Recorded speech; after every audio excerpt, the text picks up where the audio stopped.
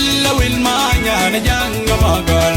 Willa willo nyana janga magal.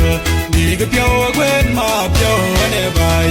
Tinga pyo nyana ben pyo ne bai. Jiga chite gin chol pabong ma. Neliga chilar den chol pabong nya. Ula kunyo de jeng. Jeng dir pajin mama ula kunyo de jeng. Jeng dir pajin ma.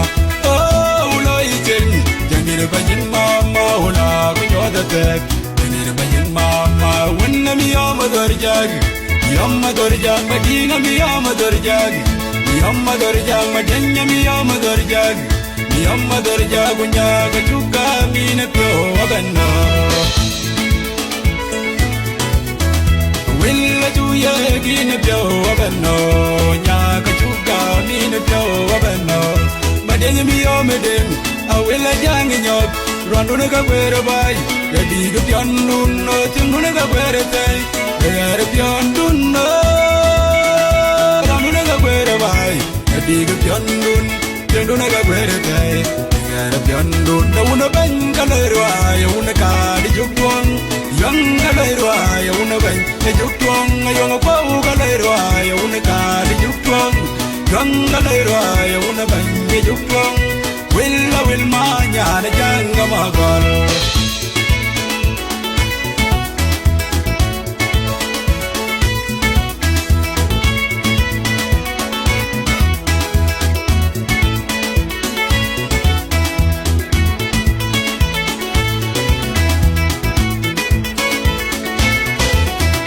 Willa will ma nyana janga magal. Willa willo nyana janga magal. Diga pyo gwen ma pyo ane bai. Dinga pyo nyana ben pyo ane bai. Diga chite dinga chol pobong ma. Neliga chilar dinga chol pobong nya. Ula kunyo di jeng. Jeng di bajin mama ula kunyo di dueng. Jeng di bajin ma. Oh ula jeng. Jeng di bajin mama ula kunyo di dueng. Jeng bajin mama wanna bi yama dorjag. Yamma dorjag madinga mi yam dorjag. Yamma dorjag madenya mi yam dorjag.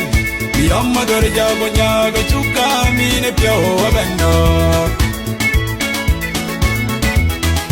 Willa juye gi ne pyo abendo. Nya ga chuka mi ne pyo abendo. Madenya mi yam den. A willa jang nyok. Ranu ga kwere bai. La dig pyandun no tingu ga kwere tai. Yare pyandun no. Ranu ga kwere bai. La dig pyandun. Tingu ga kwere tai. Yare pyandun. Da una banga leirwa. Ya una ka di juktuang. Yanga leirwa. Ya una banga juktuang. Ayong pau ka leidwe. Ya una ka di juktuang. Yanga leirwa. Ya una ka di juktuang. Willa will ma nyana janga magal.